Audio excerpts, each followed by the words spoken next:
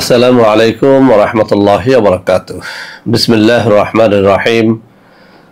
আলহামদুলিল্লাহি রাব্বিল আলামিন ওয়াল আকিবাতু লিল মুত্তাকিন ওয়াস সালাতু ওয়াস সালামু আলা নাবিয়্যিহি মুহাম্মাদিন ওয়া আলিহি ওয়া আসহাবিহি আজমাইন। আম্মা বা'দ।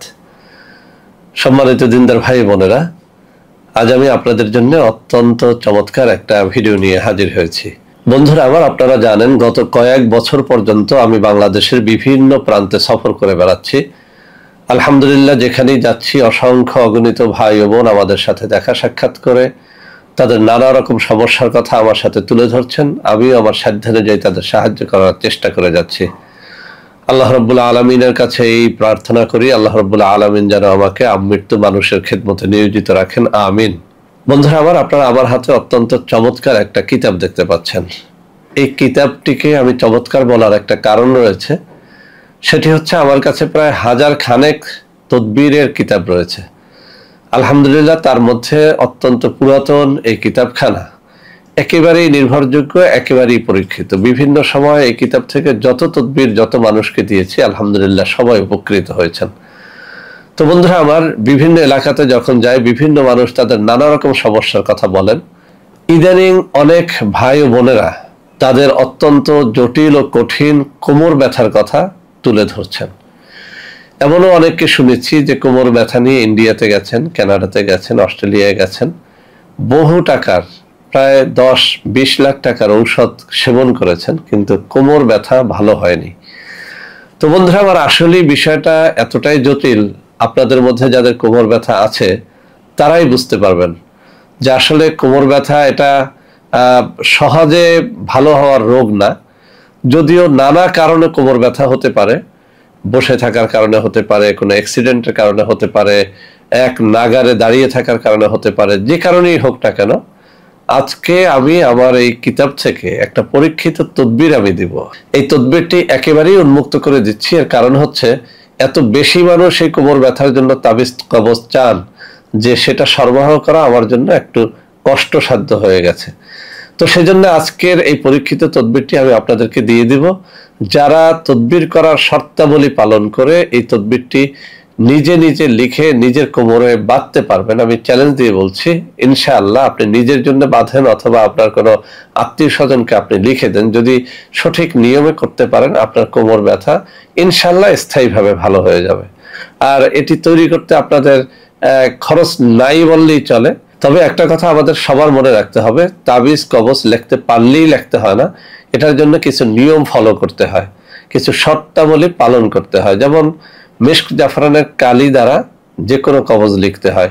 সব থেকে ভালো হয় যদি আপনি তাবিজ লেখার যে নির্ধারিত কাগজ, সেই কাগজ জোগাড় করে নেন, অথবা যদি আপনি ভোজ পাতা নামের যে পাতার মধ্যে তাবিজ লেখা হয় সেই পাতা যদি আপনি জোগাড় করে নেন ভালো হয়।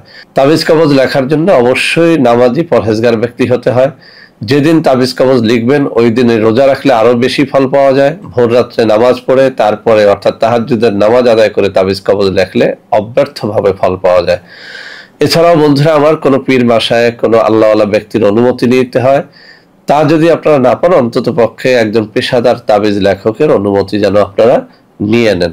তো বন্ধুরা আমার, এই সমস্ত শর্তাবলী পালন করে যারা লিখতে পারবেন আলহামদুলিল্লাহ, যারা লিখতে পারবেন না তাদেরকেই শুধু একটা কথা বলবো যে আপনারা ইচ্ছে করলে আমি স্ক্রিনে কয়েকটা নম্বর দিয়ে দিব, ওই সব নম্বরে যোগাযোগ করে সরাসরি আমার সাথে দেখা সাক্ষাৎ করে ওই তাবিজটির নামমাত্র হাদিয়া দিয়ে গ্রহণ করতে পারবেন।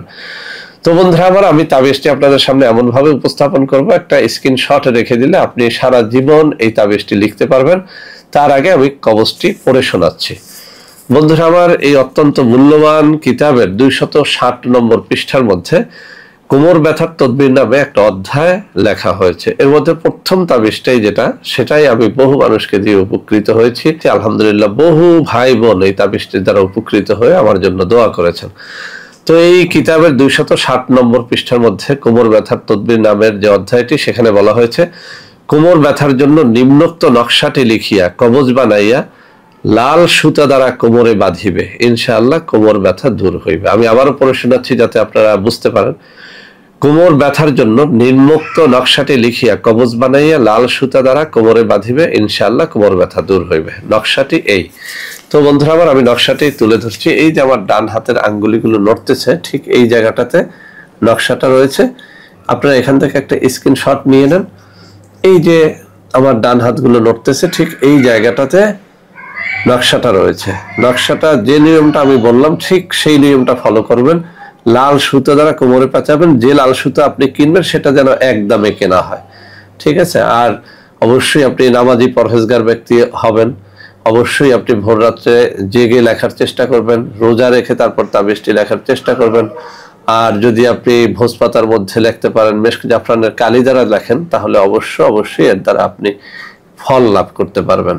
বন্ধুরা আমার, এই সমস্ত তাবিজ কবজের জন্য অনেকেই আপনারা আমার সাথে যোগাযোগ করতে চান কিন্তু নাম্বার পান না। আমি আপনাদের জন্য কিছু নম্বর দেখিয়ে দিচ্ছি। এইসব তাবিজ কবজ ছাড়াও আমাদের কিছু অর্গানিক পণ্য রয়েছে, ওই সব পণ্য ক্রয় করার জন্য অথবা এই জাতীয় তদবিরের জন্য আপনারা আমার হাতে দেখানো নম্বর সমূহে যোগাযোগ করলে ইনশাআল্লাহ প্রতারিত হবেন না। তো বন্ধুরা আমার, আশা করি আজকের এই ভিডিওটি আপনাদের অনেক কাজে দেবে। বন্ধুরা আমার, ভিডিওটি ভালো লাগলে লাইক করবেন, কমেন্ট করবেন, শেয়ার করবেন, আমাদের প্রত্যেকটা চ্যানেলকে ভালোবেসে সাবস্ক্রাইব করবেন। আল্লাহ হাফেজ। আসসালামু আলাইকুম ওয়া রাহমাতুল্লাহি ওয়া বারাকাতুহু।